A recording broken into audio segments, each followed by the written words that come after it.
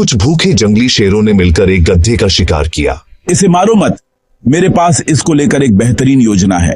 विश्वास जीतना योजना के तहत शेरों ने उस गधे को अपने साथ रखा। उन्होंने उसकी देखभाल करके, उसे खाना खिलाकर और मीठी बातें करके उसका पूरा विश्वास जीत लिया। झूठा राजा।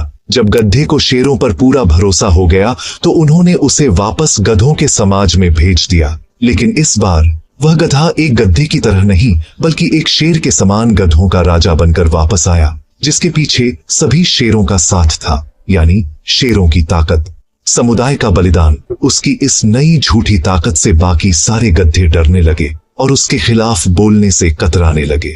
अब जब जब शेर उस गधों के झुंड को देखने आते तो यह गधा अपने ही समुदाय के एक गधे को शेरों को खाने के लिए दे देता। ताकत का भ्रम। यह गधा गधों के बीच तो एक शेर जितना ताकतवर बन गया था, लेकिन शेरों के बीच वह अब भी एक गधा ही था।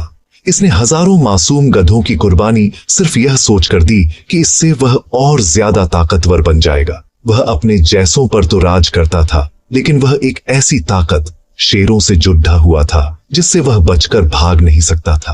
अंतिम परिणाम। एक दिन ऐसा आया कि सभी गधों ने एकजुट होकर उसका विरोध किया और ठान लिया कि इस बार शेर जब भी शिकार करने आएंगे तो हम में से कोई नहीं जाएगा।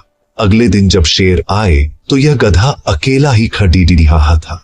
देखो साहब, मेरा खौफ अब खत्म हो गया, मेरी कोई बात नहीं मान रहा।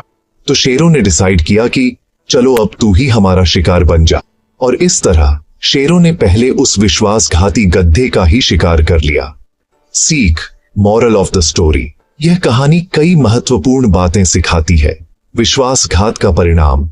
जो लोग अपने समुदाय के साथ विश्वासघात करते हैं और अपने स्वार्थ के लिए दूसरों को धोखा देते हैं, उनका अंत भी बुरा ही होता है। झूठी शक्ति, झूठा दिखावा और दूसरों की ताकत पर किया गया राज ज्यादा देर नहीं टिकता।